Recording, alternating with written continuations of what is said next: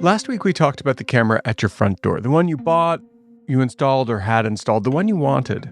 The fine print you'd probably hate if you actually read it, and the way being watched changes how you live even when you have nothing to hide. That was the opt-in version. This episode is about the other kind. You don't get a say. You can't opt out. Frustration is growing in Richmond as the fate of flock license plate reader cameras remains uncertain. Councilmember Cesar Zepeda argues the cameras could have helped police track down a missing minor believed to be a victim of human trafficking. Flock license plate readers are everywhere. You've probably driven past one without even knowing it. A little box on a pole outside a school, at a trouble spot. Blink and miss it. The pitch for these things was super simple. Catch stolen cars, solve crimes, keep neighborhoods safe. Scan a plate, run it against a database, yada, yada, yada. Then they introduced AI cameras that can zoom in on your phone and read it, literally. Others, they can listen for gunshots, screams. Picture this, cameras popping up all over your neighborhood, quietly snapping license plates 24/7. They come preloaded with constitutional concerns. I'd call them violations, but I'm not a lawyer. Police say federal agencies gained access to their cameras without their knowledge. They're called flock cameras, and they're used by cops across the country to hunt down bad guys and to find missing people. And of course, they're being used to commit crimes by the all too human people sworn in to enforce the law. New tonight, a Milwaukee police officer charged with using police equipment to track a romantic partner appears in court for the first time. It works until you start asking questions, wondering who's watching me. Last week, you told us this data was accessed by law enforcement outside of California, which is against state law. The Institute for Justice called the use of flock cameras warrantless mass surveillance and has concerns that police are abusing the ease of access the system provides. Privacy and surveillance are opposites. And for most of history, surveillance was reserved for a specific thing, to keep tabs on criminals and for law enforcement. Well, and they were connected. J. Edgar Hoover wasn't shy about bending those use cases for political ends. And I'd argue that's still happening. But for most of us, surveillance wasn't personal. It wasn't aimed at us. Now, that's changed. Flock and the companies behind them built a network of around 100,000 devices right now, maybe more. It's not just spies and bad guys anymore. It's everyone. Flock itself markets this explicitly, calling it, I'm quoting them, the only network powered by cities, neighborhoods, and businesses all working as one. But here's the thing, you can't opt out of that. Today, we're going to be talking about what it actually means to live inside that surveillance system. You already live in it, but you never agreed to. And now that you know, it's going to feel different. Now, who built it? We're going to talk about that, and who profits from it, same people, whether it works, and if anyone's actually making sure it's safe. I'm Beau Friedlander, and this is What the Hack, the podcast that asks, in a world where your data is everywhere, how do you stay safe online?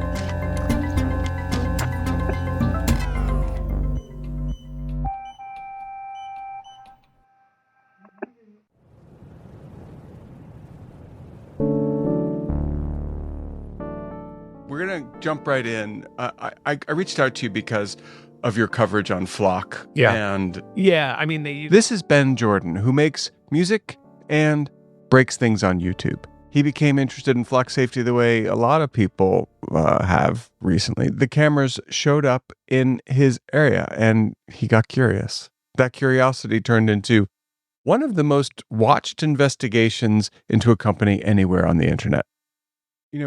I don't really know where to start, but I'm going to start with license plate readers just because I don't know. That's where I'm going to start. So Sure. According to Flock's own site, right, they're built to capture vehicle details, not just footage. Yeah. With the caveat that they're able to do a lot of stuff that's like really, really beyond what an LPR does. Louis Rossmann did a really good job of, like, a lot of times I hear people sort of mimicking what Louis Rossmann said about it when he first did his video, which he said, stop calling them LPRs. Let's call them AI cameras, because that's what they are. If it makes people see them and say, okay, what, actually ask a question, like, what does this capture and what is this saving and where's this data going? Which is the question that, I initially started asking, which begun my research. So yeah, I mean, they could get license plates, but also like vehicle damage, bumper stickers, color. They have patents for, I mean, everything from detecting people's race and, things like that. Like they have but a patent doesn't mean that it's being put in use. And then their Condor cameras can detect dogs, people. It could detect some different characteristics about people. And then the cameras themselves track you. They literally move, and they like make noise when they move. Like they're actually incredibly dystopian. Like they're way worse than you would imagine. From a distance, they look like a normal security camera. But yeah, I mean, you walk past them and they go like, and like follow you around, and it's actually like, what is happening? This is crazy. Flock Safety was founded in 2017. They sell themselves as a public safety company, but here's what they actually are. Data brokers with cameras. Drive past one of their devices, your license plate gets photographed, location and time, and fed into a database. That's the functional equivalent of a GPS tracker if you pass enough of these things, right? But it doesn't stop with your car. Flock's pan, tilt, zoom cameras are showing up in public parks, pointed at running trails, pointed at playgrounds. Flock says they don't use facial recognition. That's technically true today. But they've already built a product called Freeform that lets a police officer or, a law enforcement officer type in man in blue shirt and cowboy hat and get visual matches instantly across thousands of cameras. That's not facial recognition. That's worse. Appearance-based tracking with no warrant, no limit on who gets searched, a vague parameter. Cowboy. That almost ensures mistakes will be made. It ensures it. You're looking at Redmond police drone video of an arrest that happened in August. They're handcuffing Thor Andrews Sr., whose Ford Fusion was pinged by Flock cameras in the area. Thor Sr. says police didn't verify his identity until after he was in handcuffs, despite him telling them that they had the wrong guy multiple times. Police say they followed Flock's alert and followed protocol and said Thor Sr. became hostile during the arrest, but police narrative shows PD knew the Ford Fusion was registered to Thor Sr. and not Jr. Thor Sr. says he wanted to share this video in his story to show that Flock cameras can make mistakes. Now, Flock holds a patent for a way to track humans by race, gender, height, weight, and clothing across their entire network. Adding capabilities like this don't require new hardware, if they want to add facial recognition later. It's just a software update. And you, again, never agreed to any of it. There's no terms of service, no opt-out, no DeleteMe. So basically, Flock has this like huge network of cameras. Something like 8,000 towns have Flock cameras. This is Jason Koebler, co-founder of 404 Media. Before that, he spent a decade at Vice's Motherboard. Jason's one of the most cited technology reporters in the country, and he's been covering Flock for a while. In order for these cameras to be effective at finding where license plates have gone and therefore people have gone, their cars have gone, their time, you need to network them together in some way so that when you search it, there could be a hit. And the way that it works right now is if you want to search Flock's network, you have to reciprocally give access to the network. So Flock is not going to let you search a national network of all their cameras unless you are giving access to the cameras in your town. Law enforcement's pay to access these databases. So do businesses, so do homeowners associations. The more people who do that, the better the service, in theory. And so they've created this incentive for police to basically opt themselves into this network. It doesn't matter where they are, in theory. A Connecticut cop can flag your license plate, and until it's unflagged, every time a Flock camera sees your car anywhere in the network, it will generate an alert. No warrant, no suspicion required. The data that Flock is collecting should not be collected. This is Jay Stanley. He's a senior policy analyst at the ACLU where he spent more than 2 decades writing about surveillance, AI, and what happens to civil liberties when technology moves faster than the law. If you've read a serious policy argument against this kind of technology, there's a very good chance that Jay wrote it. We think that if a license plate reader scans your license plate, like any officer sitting there can call it in, and your car is not wanted, it's not on any legitimate watch list, and there are big questions about how the watch lists are created too, then that data should be flushed right away. Why are they keeping track of you on where you're going if you're not suspected of involvement in wrongdoing? And so the Phlox database should not exist at all. But it is true that they have become a very powerful entity because of that. They're sitting on enormous amounts of information that reveal things about lots of people's lives. Now, you might be thinking, okay, but at least it works, right? The viral video recorded by a witness shows 4 children crying face down on the pavement, 2 of them in handcuffs being detained by police. The youngest is 6 years old. I don't give a damn what nobody say. That's police brutality. Brittany Gilliam says she took her daughter, sister, and nieces out to a nail salon Sunday morning when officers with the Aurora, Colorado Police Department arrived. And next thing I know, the police pull up silently behind them and had guns drawn on the children. Police say they were responding to reports of a stolen vehicle, but soon discovered it was not the family's blue SUV that was reported missing. Rather, it was a motorcycle with the same license plate number from a different state. Okay, well, you make an omelet, you're going to break some eggs. Like, it's known surveillance stops crimes. At least that's right. I guess, I'm very agnostic about it, because of the research that has been done. I can't say they do work. I can't say they don't. I can find examples where crime went up after Flock was installed, or where crime went up after LPRs were installed, or I could find examples where it went down. Ben Jordan again. Most of the examples, the crime went down, but that's because crime went down nationally between, 2020 and 2025. And that's when Flock started getting installed everywhere. So that phenomenon is what their paper that they wrote that they continuously cite points to, is the national drop in crime rate, but they just, put their logo in front of it and say that we did this. Flock says their cameras reduce crime. What they don't mention is that some of that data pre-exists the cameras, the crimes they're supposedly stopping. But there's a deeper problem. Crime isn't a natural category. It's a decision. It's a cultural thing, right? It's a decision about whose behavior gets counted. White-collar crime costs Americans more every year than every street crime combined. And I bet you the number is like every street crime combined over a period of 10 years compared to a year. You don't see cameras going up on Wall Street or all over private islands in the Caribbean.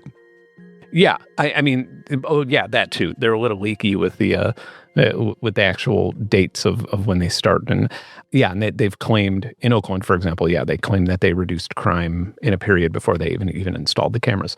But the reality is that lowering crime, technology that lowers crime, it's almost impossible to find data that actually suggests one way or another, because we haven't even figured out if increasing or decreasing police helps crime that much. It's so when you think of crime down to the macro level and then down to the micro level, it's so different everywhere, and it's just I even say this, I grew up in South Chicago and then I moved down here to Georgia, and crime is almost it might as well be 2 different words, because the types of crime are so different. I don't have any gangs here. That's not something I worry about, but there still is crime, but it's people dumping their garbage on the ground. So it's so many different, it's completely different worlds.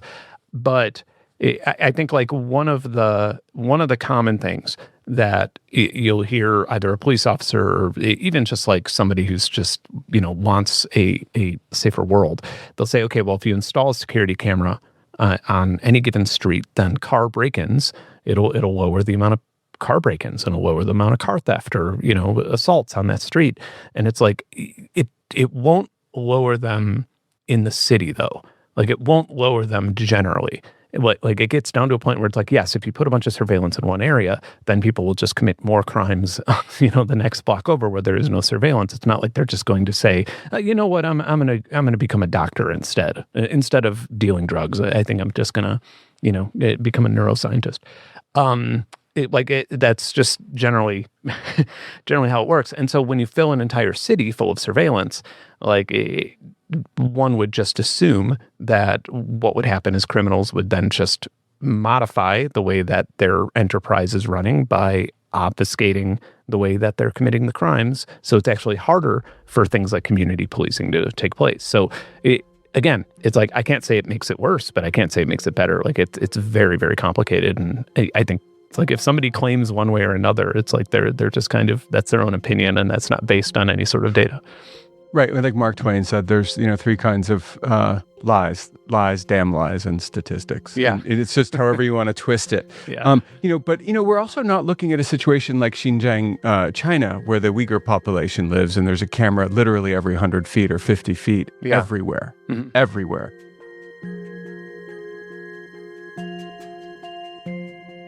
So Flock doesn't really work the way it says it does. The data's shaky. The errors are real, and the people paying for it are you and me. That's not even the part that should keep you up at night, because everything we just talked about assumes the system is working as intended. It assumes the data stays where it's supposed to stay, that the cameras are doing what Flock Safety says they're doing, and that the only people watching are the ones with badges and on the job, not to check out somebody they saw at a pharmacy or a supermarket or anywhere. It assumes that there's some rhyme or reason to this, and it's been checked out and vetted by lawyers, and it's in keeping with the Constitution, and it's all on the up and up. That's what it assumes.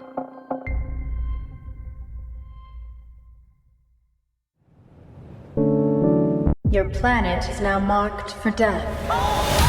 Marvel Studios' The Fantastic Four: First Steps is now streaming on Disney+. We will protect you. As a family. Light him up, Johnny! Marvel's first family is certified fresh on Rotten Tomatoes. That is fantastic. And critics say it's one of the best superhero movies of all time. Oh! Marvel Studios' The Fantastic Four: First Steps, now streaming on Disney+. Rated PG-13. What time is it, Ben? It's clobber time! So surely a private company selling this kind of infrastructure to law enforcement has security that matches the sensitivity of what it's handling, right? Flock is known for having machines that are running on outdated software. Most of the cameras are on Android 8 things. So it's not even Android 8, it's Android 8 things, which is like a separate version of the OS that was made for headless devices when the Internet of Things started becoming popular. So it's like even worse. They never made another version. It was like a one-off, one of Google's many one-offs that they just abandoned immediately. So Condor actually are, I'll be annoying about it. This is John Gaines, who goes by Gainsec. He's an independent cybersecurity researcher, red team security guy. That means he finds vulnerabilities for a living, and what he found in Flock systems was so extensive, so damaging, that he published a formal white paper documenting the most serious of the vulnerabilities. Condors are actually pretty dumb cameras. They connect to compute boxes, which is the black box above my head. That's like the latest thing. Falcon, Sparrow, Flex cameras are the all-in-one license plate readers. Both of them run Android. I think the chipset's like 12, 13 years old now. So like, it's running an operating system that doesn't exist, Android things. So yeah. Here's the thing about 100,000 cameras running on software no one patches anymore. Somebody's already in. Statistically, mathematically, it would be stranger if nobody was. Somebody's in there. If a company like Flock wants to do business in the United States with a certain piece of technology, they should have to pay for all the research to make sure it's safe. Like, Arby's has to do this, right? Like they have to pay a fee, they have to pay a license fee, and then an inspector comes and makes sure that they're not serving rancid meat to people. Your hairstylist has to do this. They have to pay a license fee and make sure that it's clean and that they're not cutting off people's ears or, whatever they check for in that place. Like, your home inspector, like literally everything has this. Why would we not apply the same system to flock safety? A great absurd example is that if I got into my car right now, at least my van, and I drove past a flock safety camera, I have to get emissions test on it. I have to get a driver's license. I have to get a test when I get the driver's license to make sure that I know how to drive the car. I have to take a written exam to make sure that I know all the ins and outs of driving on the road. So that's regulated, and I have to pay for that either through my taxes or my license fee. And then I have to have a plate that I renew every single year, so you could make sure that you could keep tabs on me, so I'm not doing anything crazy in that way. And yet this camera that is collecting all of my information every single time I pass it doesn't have to do any of that. Like they have absolutely no inspection process whatsoever and no test to pass to get there. So that's like, I feel like that is the easiest argument to sell in this entire debate over mass surveillance. Like, it's just like, why would you not regulate them to some degree, to just a basic degree, to the same one that you would regulate any other business? And I think it's just laziness. I'm not sure it's laziness. I think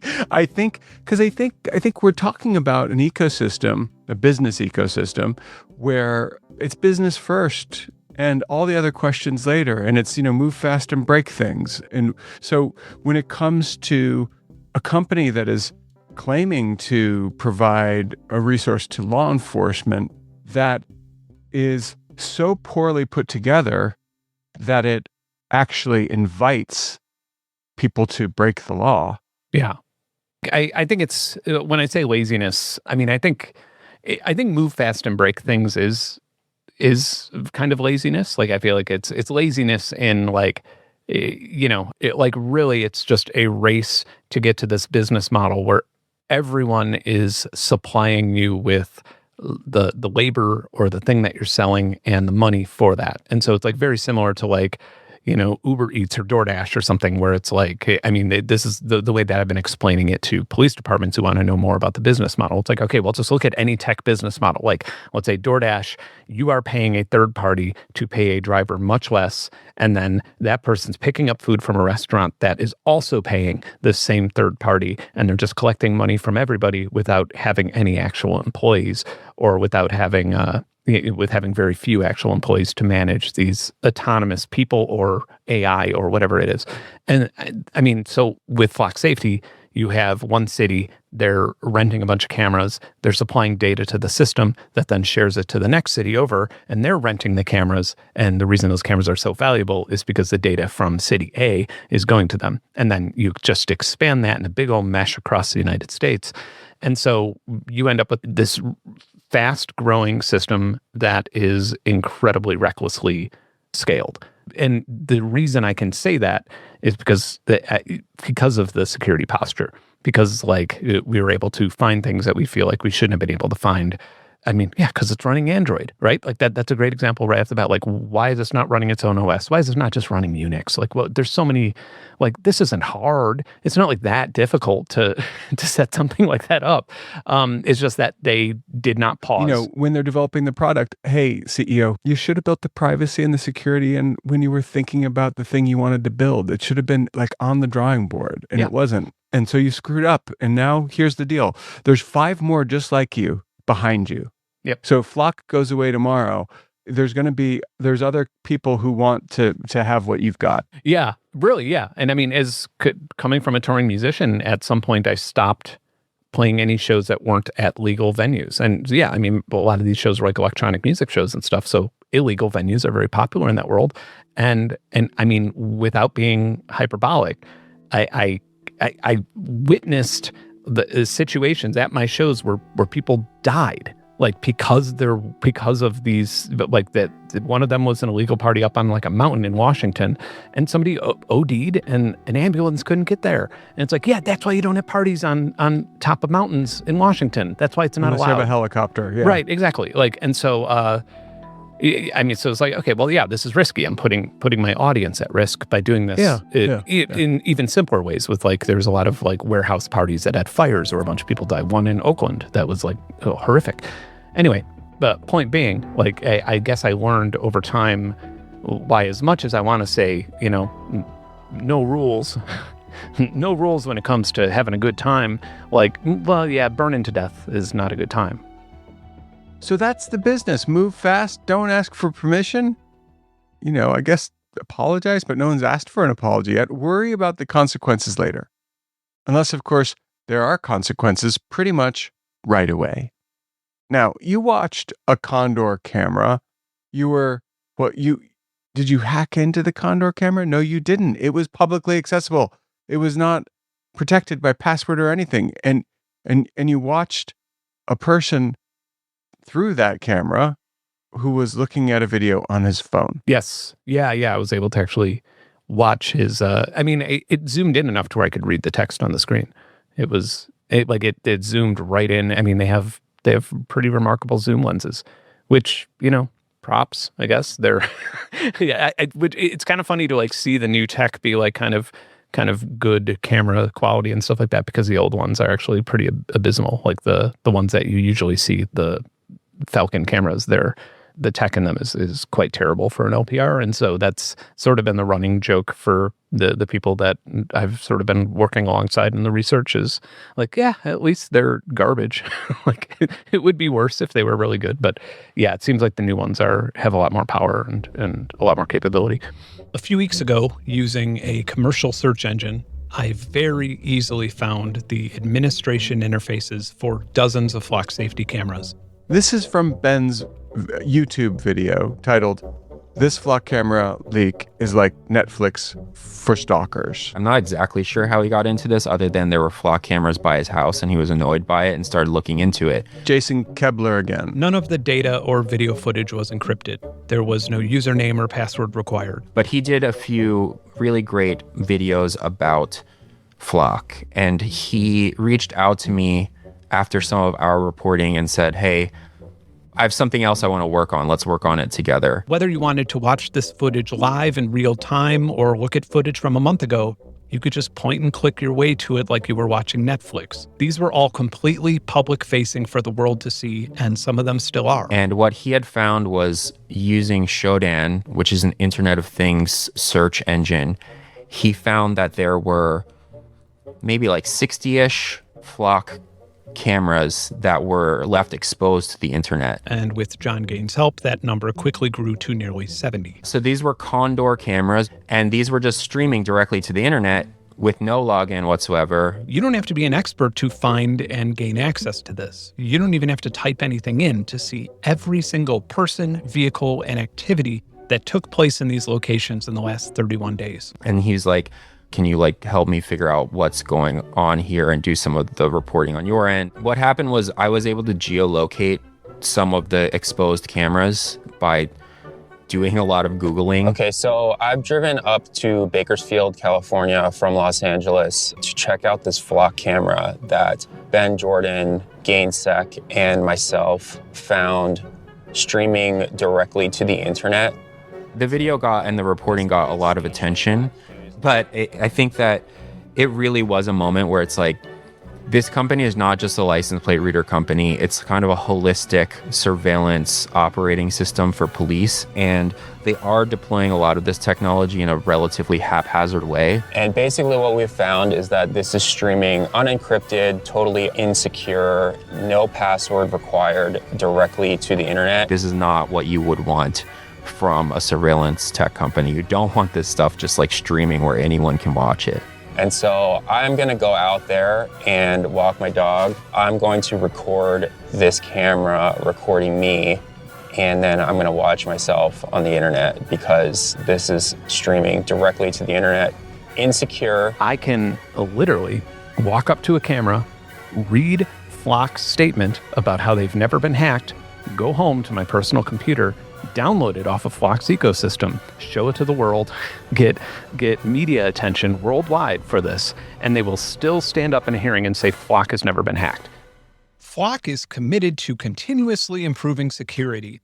If a person were able to gain physical access to the device leased to the city, which is illegal, they still would not be able to gain access to the footage, as the data is only stored for a very limited time duration on the device following its transmission to the cloud. None of these vulnerabilities affect our cloud platform, where the vast majority of all evidence and metadata is stored. They were just exposed to the internet. So if you knew or you found the data connection's IP, right, you can just like directly browse to it, and it was a nice little web application. Here's GainSec again. The compute boxes, the license plate readers, or the computing devices that were connected to them in the newer instances all have this hard-coded debug sequence where if you push the button less than a handful of times, it would activate its hotspot. And it happened that the hotspot had the same password across all of the devices as well, hard-coded password, which was not secure. There's a button on the back of these cameras. Get the push sequence right, and the cameras broadcast their own Wi-Fi signal. I'm not going to say more, but there's more, a lot more. When I listened to Flock's CEO, he's a 38-year-old guy named Garrett Langley. He actually said, "We're not forcing Flock on anyone," in a Forbes interview. Might be my favorite quote of his. But I mean, can we opt out? Yeah, my favorite quote of it. Like I can't. Ben Jordan again. Yeah, I mean, I literally can't go to the store without passing a Flock camera. If I touch it, I get arrested. If I so much as like lay a finger on it, right? I can't know what data of mine is being sent off or is being kept. I don't know who's accessing it. It's likely that whoever's operating it doesn't completely understand who's accessing it. And I mean, it's just a web of bullshit. Like, and it just never stops.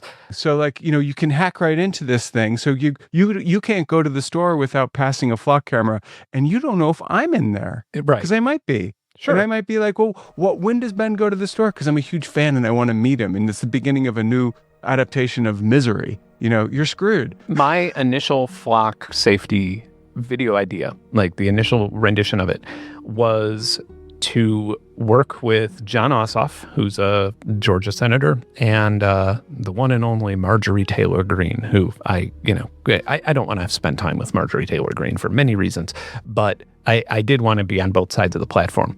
And she is somebody who seems to be pretty skeptical about tech and surveillance. So it was like, and she's also, 30 minutes away or 45 minutes away from here is her district. But the idea was, can I track you both for a week?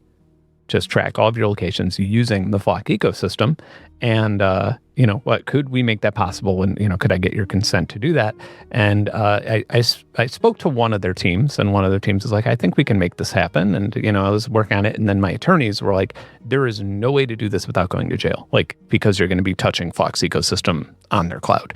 So even if it's senators, even if it's, Congress people, no matter who it is, it could be the president himself, unless you think you're going to get complete immunity or something, that there's no way you can avoid going to jail, and you will be guilty. And so from there, it kind of like boiled down to, all right, well, let's just talk about like all of the security vulnerabilities in this camera and get John Gaines here to talk about it. These cameras aren't off-gassing something that you can just free range grab? I mean, we found the credentials to get into the but it's still touching Flock their system, yeah? Yeah. Oh, yeah. So we can't go there, but we have them. And they weren't hard to find. It turns into like almost like a Fermi paradox type of thing, where it's like, to imagine that nobody's doing it is kind of impossible. It's like very statistically unlikely that nobody is in the ecosystem using it nefariously. And I would actually be sheepish about saying that for legal reasons if Senator Wyden and Representative Krishnamurthy didn't send a letter to the FTC saying the exact same thing, saying this is a national security risk, a massive one, and we need to deal with it right now, which of course fell on deaf ears as far as I'm aware. Like, a lot of people have asked me since these videos come out, they was like, so could you just track anyone? And it's like, yes. I haven't, though. So I cannot tell you with 100%. I can't give you 100% yes, but I can tell you that every single piece of information that I have suggests that I could if I wanted to. I just don't want to, because I don't want to go to jail.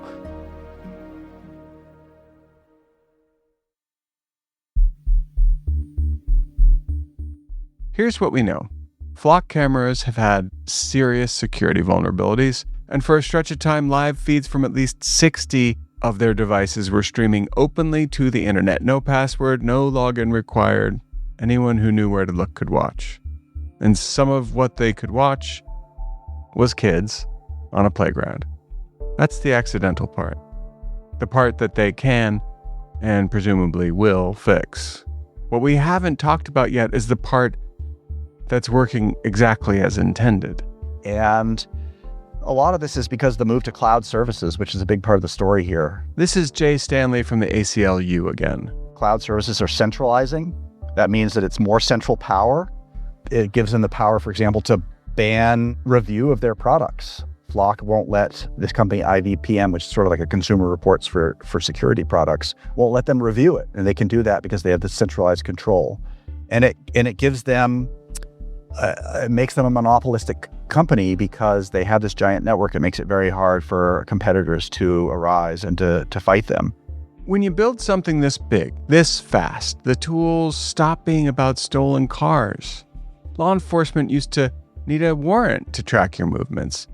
That check exists for a reason. A judge, someone independent, saying, yeah, there's enough cause here to follow this person. Flock found a workaround.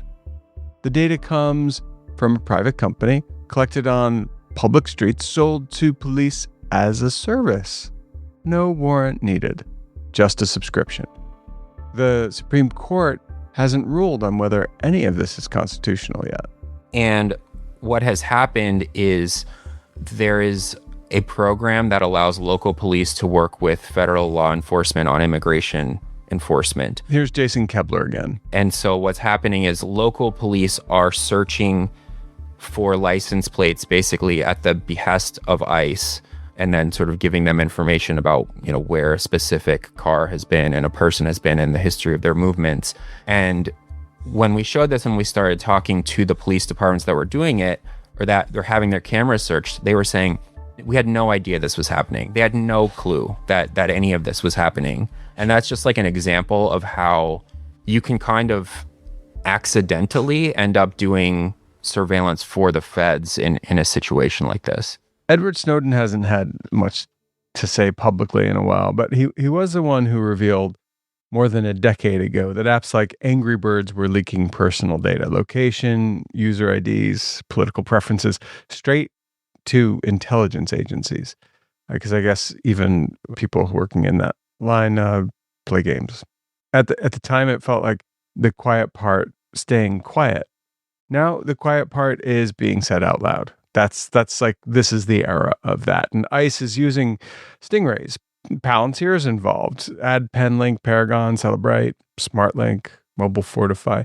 Facial recognition tools that can identify you from a phone pointed at your face on the street. These aren't separate programs. They are, but they're what I'm trying to get at is they're an ecosystem. And when you start connecting that ecosystem to a network of 100,000 flock cameras, you're not looking at crime prevention anymore. You're looking at something that doesn't have a good name yet in democracy. I mean, it's never going to have a good name, but it has plenty of names and places that aren't one. Yeah, so what I would say is that if you can imagine a vector for surveillance, ICE has also imagined that vector, and they found a contractor that will provide that sort of software, that sort of capability to them. The list is endless. I mean, we don't need to go into all of them, but it's things like location data that they're buying from third parties. The location data comes from your phone. It comes from apps that you may have given your location data to, sometimes through the advertising industry. I think that because they're buying so many different capabilities from disparate companies, and honestly, a lot of these companies have just kind of like popped up in the last few months, I don't think that they've integrated this all into some sort of master database, although there is a lot of fear that may be happening. I mean, everything gets to a breaking point, right? Ben Jordan again. Like, everything eventually gets there. And I mean, this is even in under the microscope of just flock safety. It's like, you know what? At some point, if you piss people off enough and if you make them uncomfortable enough, they're just going to shoot the things, right? I'm surprised that's not happened already. And I'm glad that's not happened already. Like, it is, as much as I want to be like, yeah, get them off the polls, I'm really glad that in this situation, there's a good guy and a bad guy. There's one side that's been misleading people and saying things that aren't true and citing facts that aren't real. And that antagonist side has been making lots of money hand over foot. And then there's another side that's been paying money out of pocket for legal resources so they could do everything by the book and work with cities and with law enforcement agencies that they don't necessarily align with at all, and with politicians that they don't align with at all, to make sure that the public is safer and that they have some expectation of privacy, or at the very least so they understand what it is that is connected to the pole that's pointed at their house. And so thank you to all of those who haven't shot the cameras off the pole. Like, I think that's actually really important right now because, but I do think that at some point, if like ICE starts accessing these through the police departments that they're sort of gobbling up in Georgia, for example, and it leads to massive arrests and the Trump administration starts arresting people who are already legally here. I mean, I think that's already happened, but if let's say that continues even worse, then like, yep, you can expect people to start, hitting them with baseball bats or spray painting them or whatever it is. There was sort of an interesting side note on this when I have this older video where the University of Chicago said that they had invented an AI algorithm or AI model that could predict crime in particular areas of Chicago with a 90% accuracy rate. And they could do it down to the city block. And so I went to University of Chicago and met with the sociology professor who was spearheading the project and then some of his developers. And I asked them randomly, I was like, how often have you gone to this neighborhood? This neighborhood was Englewood, and I grew up in West Englewood. So it's one of the worst neighborhoods in the country. It was then, still is now. And so I asked them, like, how often are you going over there? Like, are you familiar with this? And none of them had ever been there. And I was like, wait a minute, whoa. It's literally 15 minutes away. You've been studying the statistics of this neighborhood for years, and you never drove 15 minutes away. I can't believe you've never been there in your life. And so, oddly enough, the same day I had a meeting with a nonprofit there called Purpose Over Pain. And Pam Mosley, I believe is her name. She's the woman who runs it, but it's run by a group of mothers who lost children to gun violence. And they started this nonprofit that more or less has a hotline that you can call if you feel like something's going to happen, a murder is going to happen, somebody's going to get hurt, somebody just was hurt. And it was so interesting because, like, visiting Pam, she was like, oh, I could do better than their 90%. And I was like, how? And she's like, I talk to people. It's very easy, actually. It's not that profound. The solution to a lot of the problems that we face are community, like sticking together as a cohesive group of concerned individuals and acting as a group. And I think one of the reasons why things like Flock bother me is because I believe that in a perfect world, the police are very few cops would be armed. You would have your like, oh shit force for like really, really bad situations. But like, I want a cop to be welcomed. Like I want a cop to be able to solve problems. I want a cop to be trained in dealing with somebody overdosing, and I want other cops de-escalation too, right? Oh yeah. And like, not to like bust out another side. I'll tell this very fast. My father used to be a cop, and I didn't meet my dad until I was later in life. He didn't raise me, but he used to be a police officer.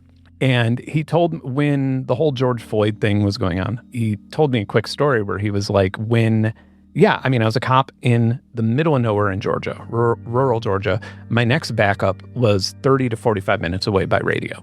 I got a call with a guy who was going to kill his wife. Like, he was threatening to kill her. He had a gun. I had to go up there by myself. And I knew him by name. I knew him he was like somebody who lived in the area. And I talked to him about his life, talked to him about the consequences, what would happen if he shot her, and if he shot her, that he didn't need to end his life over it, that everything is resolvable. And I had a good 30 minutes out there in the hot Georgia evening, being bitten by mosquitoes, talking to this guy and talking him out of his tree and getting him to put the gun down. And then, we had him arrested and, whatever went on from that. That opposed to that happening in a place like Los Angeles or, in a Houston or some place where like you can immediately get 100 cops if you need it. They can just put on the riot gear and arm themselves and come in. That's the difference. Like a bunch of people pointing a gun and saying, get on the ground. And like versus one guy coming out who's familiar to that person and saying, yo, you're having a crisis. Let's talk about it right now. Like I've never, unless it was a car accident where I needed a report, I've literally never called the police in my life. Like I've never done it. And it's because anytime that I've seen the police called, it makes things worse. The only research I've seen out of looking through criminology research forever, the only research I've seen that like really does suggest that a certain thing does improve crime rates or improve this catching crime or solving crime, and whatever it is that you want to call it. The only thing that actually improves crime that is community policing. That's dudes with bicycles being like, what's up? Yep. Yeah. And I mean, that's like, you could go through tons of research papers finding stuff that heavily suggests that community policing reduces and increases the solving of crime. And so it's like, if police are so concerned about these statistics that they're looking for from Flock that are so dodgy, there it is. There's your statistic.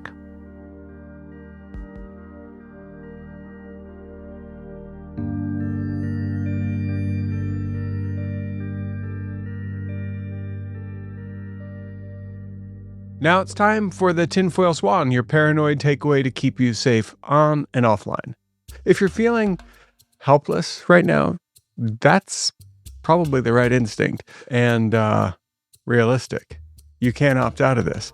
You drive past one of these things, you're in the system. But you're not powerless either, at least not yet. Write to your local and state lawmakers. Tell them you want standards. Tell them you want them to pass laws. And you want these systems tested. And you want the companies to pay for that testing. And you want accountability. And keep listening. We'll try and get into some of the smaller, more practical things you can actually do. But right now, the only thing you can do is get in touch with your lawmaker. And then, if you hear us talking about this topic again on this podcast, which I promise you will, write to them again. Okay, that's it. We'll see you soon, and thanks so much for listening.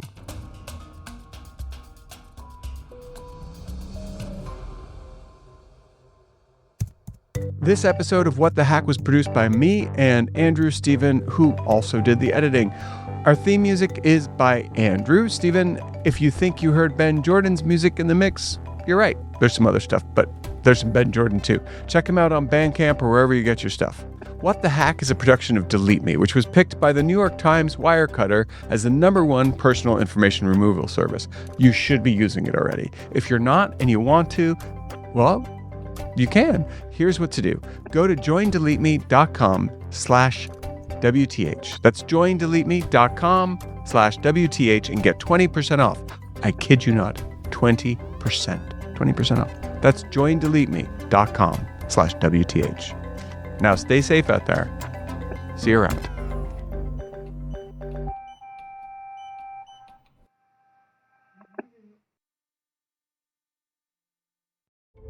Sometimes it feels like red and blue states are just as divergent as post-World War II East and West Germany. So what can the US learn from German political history in order to create a more perfect union? Find out on the new season of The Future of Our Former Democracy, the Signal Award-winning podcast from More Equitable Democracy and Large Media. Hosted by me, Colin Cole, and Heather Villanueva. It's time to rethink democracy. So follow The Future of Our Former Democracy wherever you get your podcasts. Not all darkness is dangerous. Sometimes it's the doorway to becoming whole. On the brand new podcast, The Shadow Sessions, hosted by me, Hibab Al-Faqih, a psychologist and trauma expert, we shed light on the hidden corners of the human experience. Through raw, unfiltered conversations from the edge of healing, The Shadow Sessions invites you to do the deeper work that leads to real change. Follow The Shadow Sessions wherever you're listening now.